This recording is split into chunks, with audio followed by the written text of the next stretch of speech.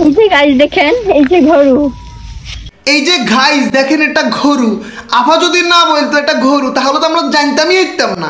তো আপা এই গরুকে নিয়ে আপনি আর কি বলতে চান একটু বলেন, আমরা শুনি। গরু আমরা লালন পালন করি। ও আচ্ছা, আপনি গরু লালন পালন করেন কেন? তো আপা তারপরে কি?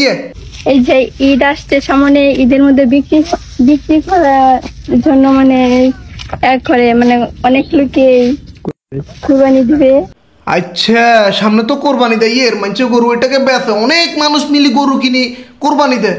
শিক্ষণীয় একটা বলো, কিন্তু আল্লাহ বাঁচাইছে গরুর জবান নাই। গরুর যদি জবান থাকতো অবলা পানি বলতো, এই আরে স্যার দুনিয়াতে এত জিনিস থাকতে, এত টাইপের বলক থাকতে হিতি গরু বলক শুরু করে দিছে।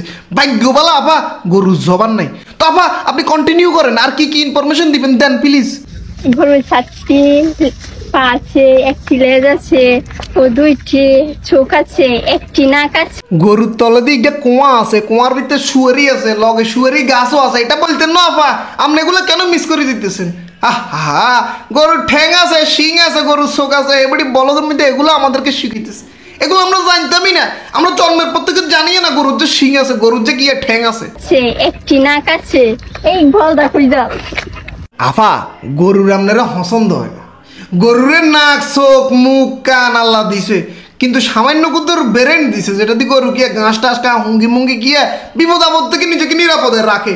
কিন্তু গরু এই ব্রেনটা কামে লাগায়, বুঝতে হচ্ছে যে আপনার সুবিধার লোক ন, আপনার মাথার মধ্যে বেরেন আল্লাহ ঠিকই দিছে, কিন্তু এটা মনে হয় নষ্ট হয়ে গেছে, গোবরে পরিণত হয়েছে। টিকটকার বলি কথা, তো গরু কিন্তু বুঝতে পারছে যে টিকটকার থেকে সাবধান দূরে থাকি, সেই জন্য চলে গেছে। দেখুন এই ধান থেকে চাল হয়, আর এই চাল থেকে ভাত হয়, আর এই ভাত খেয়ে আমরা বেঁচে থাকি। এই যে গাইস দেখুন, এটা ধান, ধান থেকে রাইস হয়, আর রাইস থেকে আমরা ভাত বানাই, এটা খাই, আর খেয়ে আমরা বেঁচে থাকি। এই আপা যদি না বলতো সেটা তো আমরা বুঝতেই পারতাম না। এই আপার প্রতিটা ভিডিও দেখি আমি আপার ভিতর থেকে ফ্যান হয়ে যেতেছি। বাবুরে এত শিক্ষণীয় ভিডিও। টিকটক যদি না থাকতো, এই আপা যদি না থাকতো, আমরা কি মিস করিয়া নিতাম। সো গাইস, আপনাদের কাছে আমার ছোট্ট একটা রিকোয়েস্ট, আচ্ছা বিষ কি তিতা লাগে নাকি মিঠা লাগে? আসলে আমি তো কোনো সময় বিষ খাই নাই, তো এটা মানে এটা জানি না যে বিষ কেমন লাগে। সুয়া লাগে, সুয়া চুকারি। আপনি কখনো খান না কেন? একখানা সময় এলে টেস্ট করে দেখিয়েন, কারণ আপনি যেভাবে গাইসের উপর অত্যাচার করতেছেন, একবার এক ভিডিও বানাই, আপনার অবশ্যই উচিত এই জিনিসটা একটু টেস্ট করে দেখা, বুঝেননি? ওই উন্দুরটা দেখিয়েন, বুঝেননি? অন্যটা দেখার দরকার নেই, উন্দুরলা যেটা ইউজ করে ওইটা দেখিয়েন। ভাই ওই ফুল গাছটা একটু লক্ষ্য করুন, ইস কত সুন্দর ফুল গাছ। এই গাছটার নাম আমি বলতে পারি না, আসলে একটু বলবেন এই গাছটার নাম কি?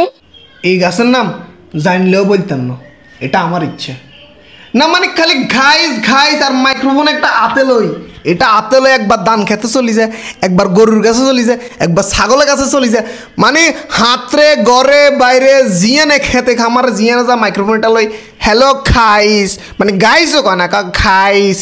এরে কি শুরু করছো?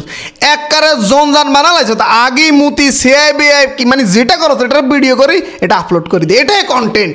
বাবুরে একেবারে অতিষ্ঠ হয়ে গেছি, আর ভাল লাগতেছে না, প্যারা লাগতেছে। হাইলে একখান গান শুনাও, গান শুনতে খুব ইচ্ছা করতেছে। আমাকে আমার মতো থাকতে দাও, কারণ আমি ওরা ছুটতে রে। আমাকে আমার মতো থাকতে দাও, তাকেন না, আপনার কোনে মানা করছে? আপনি আপনার মতো থাকেন, কিন্তু আপনার ফেসবুকের ভিতরে আসি আগেই মুতি সিটিজেন কেন করিয়া লাগতেছে? আপনার কন্টেন্ট অকল মানে আপনার ভিডিও দেখি মাঝে মাঝে নিজের অসহায় মনে হয়, কি করলাম কন্টেন্ট লাইফে? খালি মাইক্রোফোন একটা দরিয়ে জিয়ে নিয়ে না আগি দেন, সে দেন, বিয়ে দেন, সিটিজেন করিয়ে লোনের। বাবুরে টিকটকের ভিতরে আছেন জংলা হিয়ে না, ঠান্ডা সমস্যা নেই, কিন্তু ফেসবুকে কেন ফেস খুলতে হবো? ফেসবুকে ফেস খুলিয়ে জঞ্জাল আপলোড দিয়ে আমাদেরকে কেন যন্ত্রণা দিতে হবো? প্লিজ আপা মুক্তি চাই, এবার হলে মাফ করে দেন। বাবুরে কান্দিবাসী, এবার হলে মাফ করেন প্লিজ। তো আজকের ভিডিও পর্যন্ত। ভিডিও কেমন লাগছে একটু লাইক করে দেন, শেয়ার করে দেন এবং কমেন্টে জানান কেমন লাগছে। দেখাবো নতুন কোনো ভিডিওতে, সে পর্যন্ত সবাই সুস্থ থাকেন, ভালো থাকেন, অবশ্যই নিজের খেয়াল রাখেন। আল্লাহ হাফেজ, আসসালামু আলাইকুম।